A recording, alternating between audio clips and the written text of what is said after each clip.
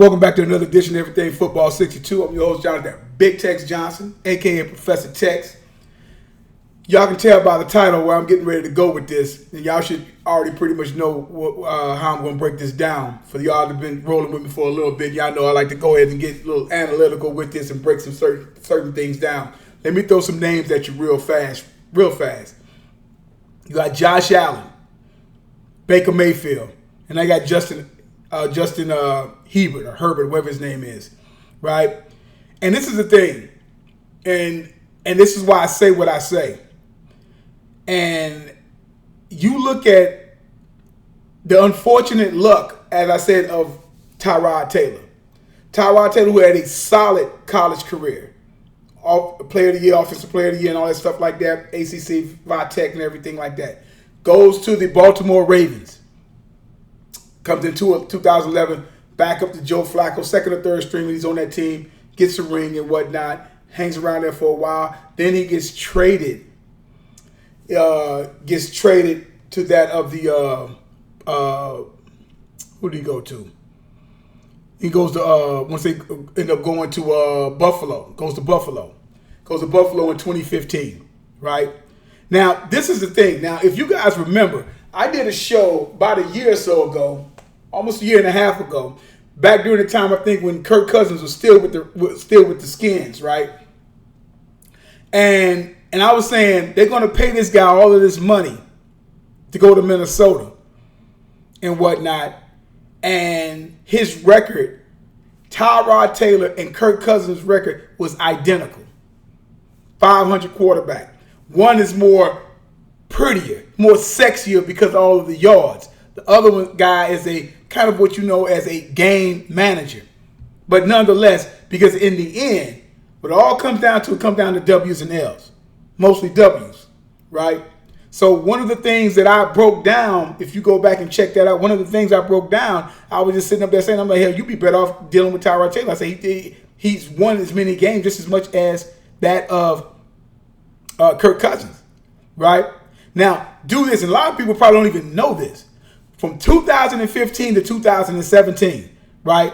Tyrod Taylor put in solid numbers for an NFL quarterback. See, this is the thing.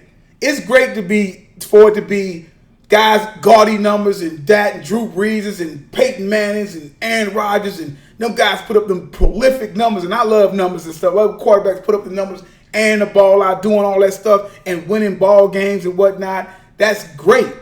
You know, that's great. But in the end, it's about them W's, right? But it's also, you got guys who in this league throughout the 100 years or whatever, a lot of them guys are not like that. They may be game managers. They don't make a lot of mistakes. They're steady, running game, tough defense, and whatnot. Kind of, you know what I'm saying? That's, you know, and nothing is wrong with that. It's not sexy. It's not, but that's not the point. The point in the end is about the W. But I don't think a lot of people realize, through 2015 to 2017, Tyrod Taylor, he passed for over 8,857 yards, 51 touchdowns, only 14 picks.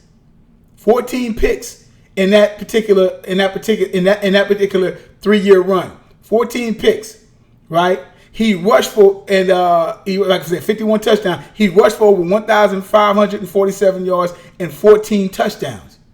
These are solid numbers for a quarterback to have played in 44 games at the time, starting in 42, and making a Pro Bowl in 2015, right?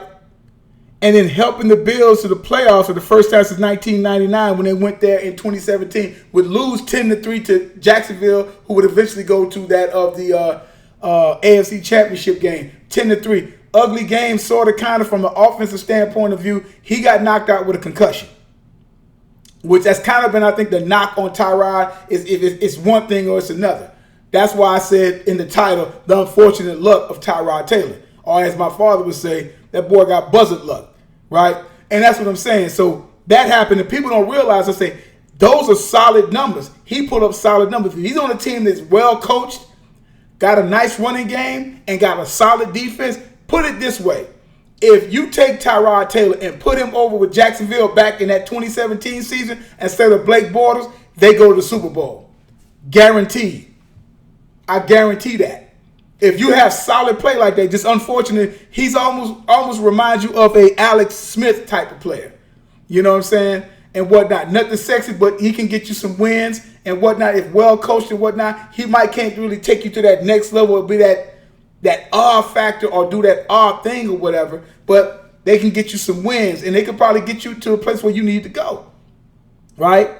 Now, he did that. 9-7 record. They get in the playoffs, losing the wild card round, like I said, 10-3 to the Jacksonville Jaguars. He gets knocked out with a concussion. Right? Now, the Bills will trade him to Cleveland in 2018 because the Bills' whole thing was not even really keeping him. They're going to go ahead and get, like I said, Josh Allen. Right? But he goes 2018. He goes, gets drafted, gets traded to Cleveland. He's playing over there in Cleveland in 2018. And I knew what was going to really happen. He goes over there. They end up, when he gets traded there, they end up drafting Baker Mayfield. So he was either way. You know what I'm saying? He was out of Buffalo for Josh Allen. He was going to, and it was only a matter of time for that in Cleveland with them drafting Baker Mayfield first overall. And of course, they did Josh Allen. Josh Allen was I think I want to say 7th overall back then in 2018 as well. Right? They had won a game in damn near 2 years or whatever, and they got to a 21-21 tie, if I'm not mistaken. He threw one of the prettiest balls, touchdown, 45, 50-yard touchdown that I ever saw. One of the most beautiful balls, almost like if you guys go back and remember Jeff Blake, who played for the Bengals at one time when he was at a Pro Bowl year. Threw one of the balls that would go up and it just come down like an arrow, right? Beautiful touchdown. He ended up hurting his knee and got hurt. Baker Mayfield come in on a Thursday night playing against the Jets. They win. That was the end of Tyrod Taylor. He was out of there by the next year. Goes to San Diego to back up Phillip Rivers, right? And whatnot. To back up Phillip Rivers. Okay, now here we go. Now, it was to back up Phillip Rivers. Phillip Rivers gets traded after the 2019 season, gets traded to go over there to the Colts. Now it's his team, San Diego. Now he's going to take us. He's backing up Phillip Rivers. He goes. They win their first game, right? I think he goes 16 for 30. Nothing all that spectacular. I don't expect a lot of spectacular stuff the first half of football anyway. Not too many times by some of these guys. 208 yards. No touchdown, no pick. They're coming out with a W, right? Versus I think they win 16-13 against Cincinnati. Now, before the game, they're getting ready to. They're getting ready to play. Getting ready to play the Kansas City Chiefs. He hurts his ribs, so he's gonna get a pain shot. And what happens? The doctor hits the rib, but he gives him a shot up in his lungs. Emergency, he has to go to the damn hospital. Misses the game. He can't play. He has to get rushed to the hospital. Justin Herbert comes in, who, by the way, 2020, draft him in the 6th overall pick. What luck that this cat has. It's crazy on how this stuff goes. And I feel for the brother, but keep going on, my man. If you probably ain't gonna never see this, but keep doing what you're doing, man.